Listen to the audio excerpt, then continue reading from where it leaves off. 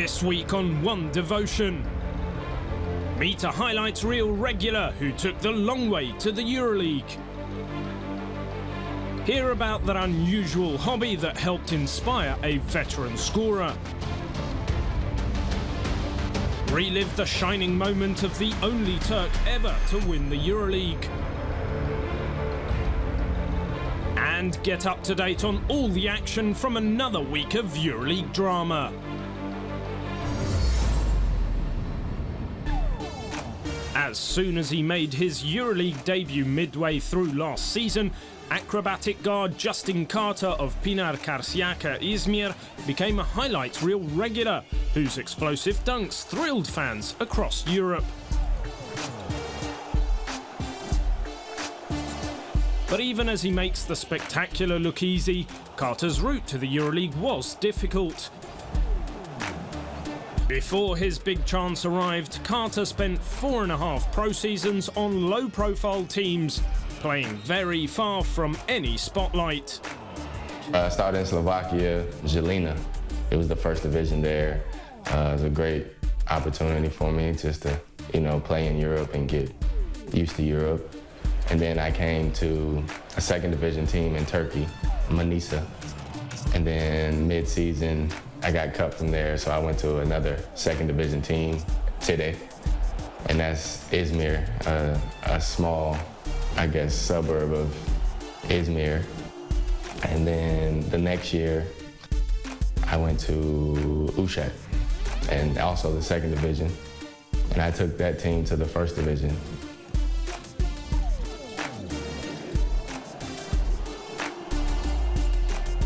While paying his dues on smaller stages, Carter remained philosophical about his future prospects, especially after he attended one Euroleague game as a fan and concluded that he needed to keep improving in order to reach the highest level. I was like, maybe I need to, slow my game down and stuff like that and see if I can get on that level. I watched a lot of it because I needed to know how they played and who the players were and stuff like that. With the perspective he gained from studying the Euroleague, Carter knew that patience and hard work were his best allies if he someday wanted to join the continent's best players. I looked at it as I needed a chance, for some people to see me, and I needed my time to develop as well. Even though I was doing highlights and I had a lot of numbers, I was still, not ready to play in the Euroleague. So I think my chance last year and the last 2 years was pretty good, just to get me to the next level of the Euroleague, get me ready for the Euroleague.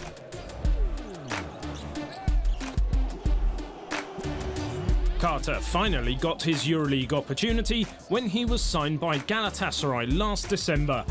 In his very first game, he played 25 minutes in a victory over Žalgiris Kaunas and detonated the first of his many Dunk of the Night highlights. It was kind of tough. I was nervous, I didn't know anything. I was first time Euroleague and, was asking what myself, was I ready, and, how many minutes will I play? I was nervous for sure, but then it was like, I have to prove myself to make everybody believe that I could play on this level in Euroleague consistently for the rest of my career. After moving to Karşıyaka this summer, Carter again stood out right away in his new club's Euroleague debut, a stunning home win over Barcelona.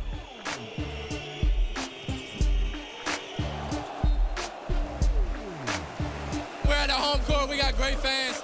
We just tried to play hard. We know they're a tough team to play because they have a great system, great coach, great players. So we just played our system, play hard, and then home court advantage. The good news for Karşıyaka fans is that Carter is far from satisfied and plans to improve a lot more before he regards himself as an established Euroleague player. If he can do that, after all the dues he has already paid, the sky's the limit for Justin Carter. I would say I still need to prove myself. Just because we started so good last year and then, we really didn't do anything. And so I think I need to prove myself that we can get to the top 16. I can prove myself I can play consistently in the group stage, top 16. And, you know, if it all goes well, go make it to the playoffs.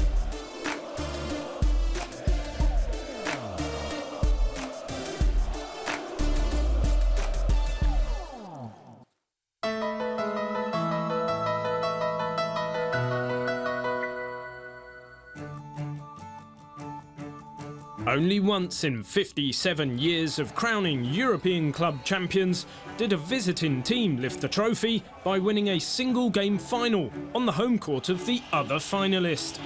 That feat, accomplished by Panathinaikos Athens in 2002, was made even more remarkable by the quality of the opponents the Greens had to overcome. When we went to Bologna, nobody was expecting us to win the title.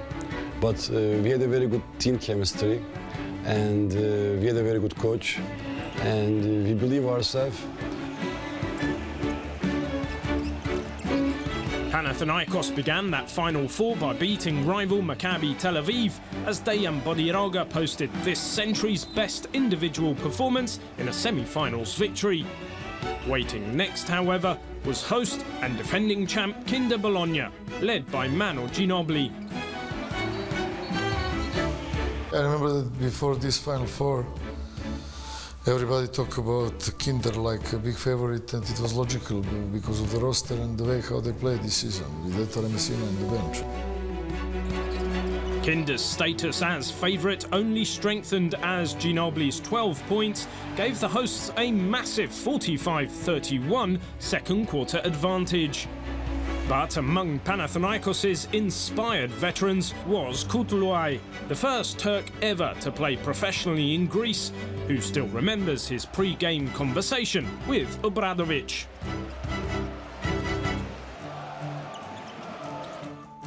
He talked to me face to face, and he told me, this is final, and you like to play the final, and you will show yourself in this game. And he gave me, you know, big trust. And when I went to court, I believe myself, and I started to make the shots. But not only my shots, all our teammates play excellent. As a team, we stuck together. After Kutluay's 5 points in a row got the Greens closer, young Lazaros Papadopoulos kept the comeback going strong in the second half. Third quarter, we play excellent basketball, and everybody play excellent. I remember Albertis, Papadopoulos, Johnny Rogers, Middleton, Mula, of course Bodiroga. But with Ginobili and Matias Smodis on their way to 50 points, the most ever by teammates in a Final Four championship game, Kinder wasn't going away. Not that is until a late three-pointer and free throws made Kutluay his team's top scorer, and Panathinaikos the first European champion to win an away game for the title.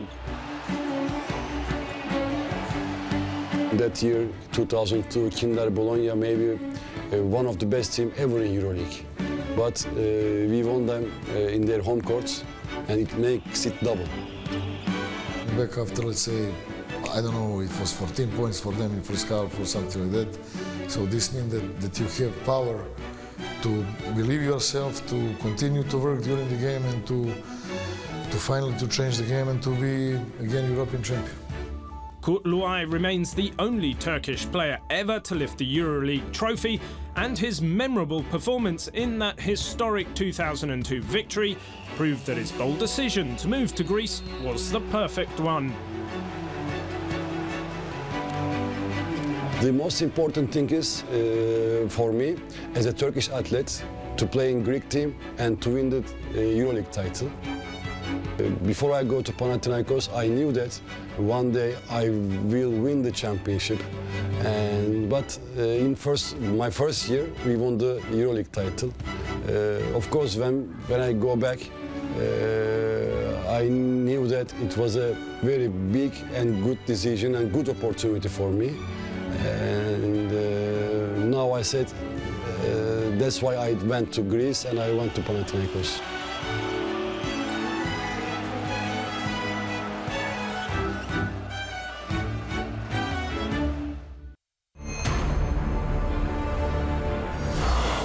Round 3 of the regular season delivered some spectacular action.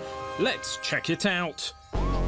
In Group A, Fenerbahce stayed strong at home against Real Madrid. Bayern Munich overcame Strasbourg and Himki powered past Cervena Zvezda. In a rematch of last season's semi-final, Fenerbahce gained revenge over Real Madrid.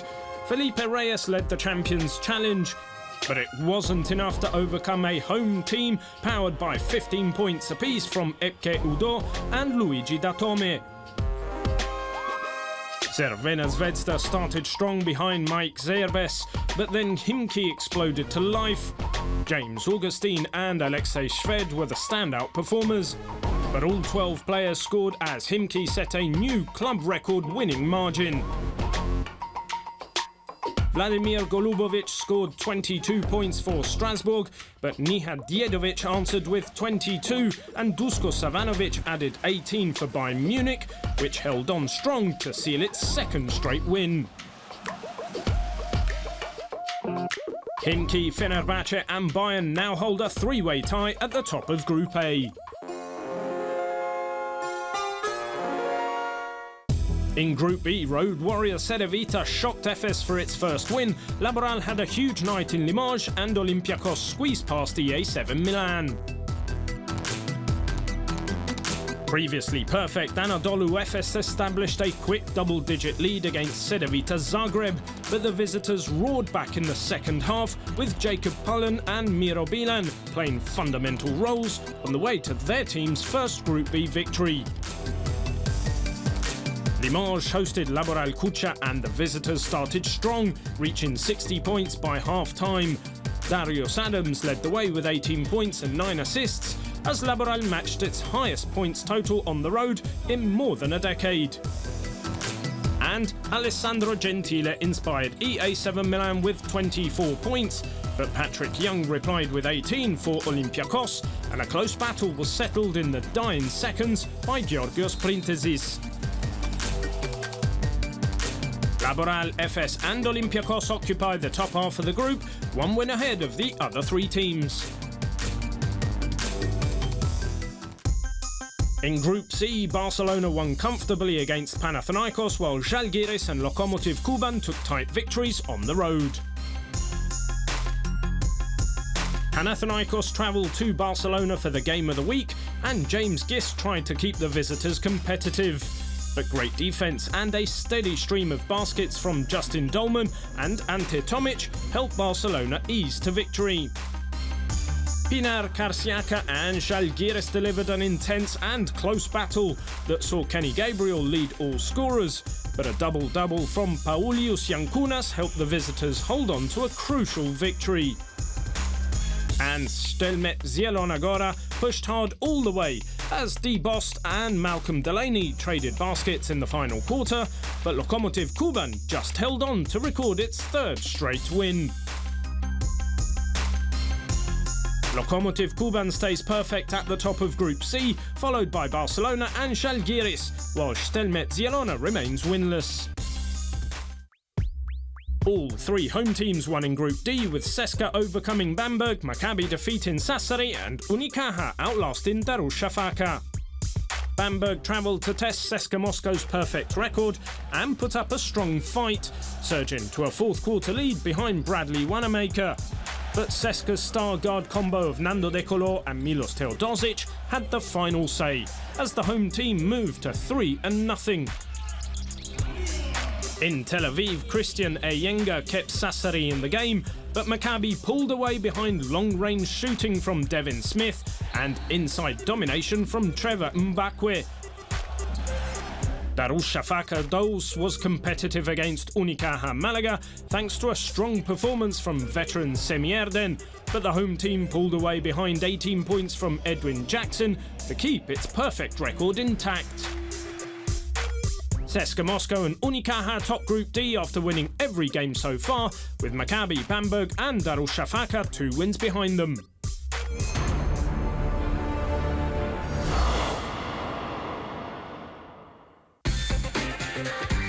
Hello Turkish Airlines Euroleague fans and welcome to Who Said Newcomers. Today we're in Istanbul with Jason Granger and Alex Tyus. Let's play. First question. Let's see what you know about your new city. Tell us a well-known monument of Istanbul. I got it. Blue Mosque. Easy. Boom. 1-0. Number 2. Do you know the population of Istanbul? 17 million. 17? 1-1. All right. Tell us a typical dish of Turkey. I got that. Kebab. You got it. Yeah, that's a good one. Say something in Turkish. Yolk. What that mean? No. Teşekkürler. That mean, thank you. Merhaba. Hello. Right? Oh, no. Well, sounds Turkish, I right? said it first. Teşekkürler. I said it first. I said what's that? yolk first. What that means? No. I said it first. Okay. Number 5. Who's your team captain? I got that one. Oh, bye-bye. Douglas bye-bye. Right? Yes. Which teammate has spent most years here? Chetty Osman. Bye-bye. Tell us the name of your club president. I met him yesterday. I met him yesterday too, but I don't know how to say I know his his name start with T, and last name like I think so. I don't know. I gotta go. I don't know. Tell us the colour of your team's logo. Red, white, and blue.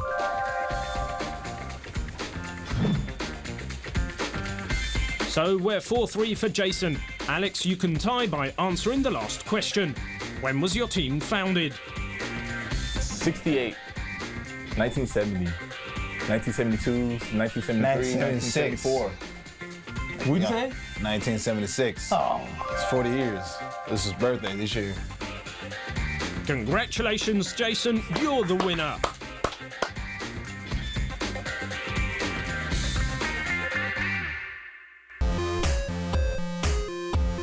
That Ali Traoré has a double-digit Euroleague career scoring average, despite his first point coming 7 years after his debut, is quite unusual. But it's not as unusual as one of the sources of his perseverance. Perhaps no Euroleague player can boast a better collection of manga comic books, video games and anime-related items than the Limoges CSP Centre, who loves one lesson in particular that his hobby taught him. The most important about it is never give up, and I really like this kind of lesson. Traoré appeared for only 1 minute in his first Euroleague game as a 16-year-old way back in 2002. Then didn't play again until 2009, when he returned for Asvel Basket to average more than 14 points per game. And while Traoré was growing his game, his fascination with the Japanese manga comics kept growing too. I started liking it pretty early in my teenage years. Of course, it started with this comic book called Dragon Ball, which inspired a lot of generations. Which inspired actually the old author of this one, which is One Piece. He's like his direct descendant. The One Piece series, one of the most popular mangas ever written, became almost like an addiction for Traoré. I started reading it and I just couldn't stop. It was like something, it's really epic, you know. I really enjoy looking at it. It's about a young kid who has a huge dream. It's to become the king of pirates, which is very, very high goals. You know, shonen manga, which is a manga for teenagers, is really about never giving up, having huge dreams, huge goals, and always achieve it. And this manga is about a huge, great adventure where they really travel everywhere, and it will work your imagination a lot. That's why I like a lot about it. Traoré's fascinations do not stop with manga. A Nintendo console he had as a child started the love for video games. and Limoges Centre now owns hundreds of them, which he keeps strictly classified in a room inside his house. Would he be able to choose one if he had to? One video game, this is tough, man. I played a lot of video games. I will go vintage. I will go with a very simple game called Super Mario World, which was in Super NES, and simple. You just jump and break some bricks, and but it's like fun. Every time I play it, I have a lot of fun. Having his imagination sparked by his hobbies is one way that Traoré has dealt with his ups and downs of basketball over the years, and kept landing on his feet again and again. It's important for me, okay, now I have a family, it's not so easy as when I was younger, but whenever I get the time, I sit down, start reading my comic books, watch some anime, play some video games, because it keeps my mind off something. Maybe I had a bad game, you know, and you want to think about something else besides, you know, doing as usual family duty, you know. Like, this is the good moment for me to really let my imagination go. Traoré's off-court hobbies have obviously big connections with Japan. Despite not spending much time there, a part of that country's culture has become a big part of the Frenchman's life. At first, I like the Japanese culture because I really like how they can mix modernity with traditional part of their culture. And of course, I like their manga because it really works my imagination. I'm someone who likes to dream, and these things make me dream.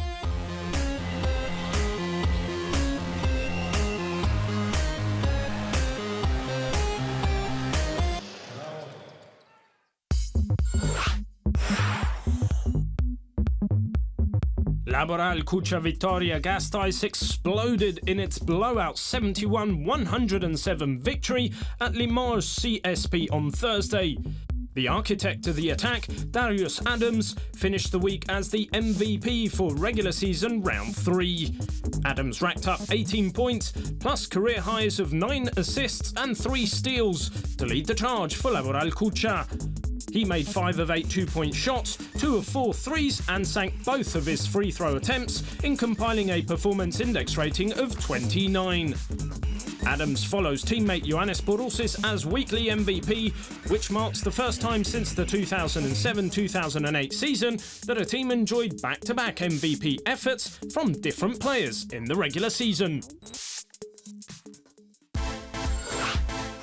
Number 5, Tel Aviv, Israel. The final ticks before half-time. David Logan for Sassari, but Jordan Farmer races back and goes up high to pounce for a super block. Number 4, Milan, Italy. Final 10 seconds of the game. It's close. Olympiacos leading by only 2. Yorgos Printasis takes matters into his own hands, drives to the basket, through a foul for a victory-clinching dunk. Number 3, Barcelona, Spain. Great play from Samado Samuels. First he makes a block, catches the ball, and now he's continuing to go. Carlos Arroyo to Samuels, and how about that for a pass to Ante Tomic to finish it off. Samado Samuels at both ends of the court. Firstly, he makes the block, and then on the fast break, he makes the pass to Tomic. Samado Samuels. Number 2, Izmir, Turkey, sparkling fast break offense from Pinar Karsiaka. Justin Carter floats it up, and Kenny Gabriel leaps towards the heavens and throws down a huge alley-oop. Look how high Kenny Gabriel jumps. Spectacular play from Pinar Karsiaka. Number 1, Limoges, France. Great hustle from Laboral Cucha. Fabien Causer does superbly to keep the ball in. Mike James over Nobel Bungu Kolo. A much, much taller defender than him, but the spring in the step from Mike James. What a dunk. Let's see it again. Mike James, play of the week.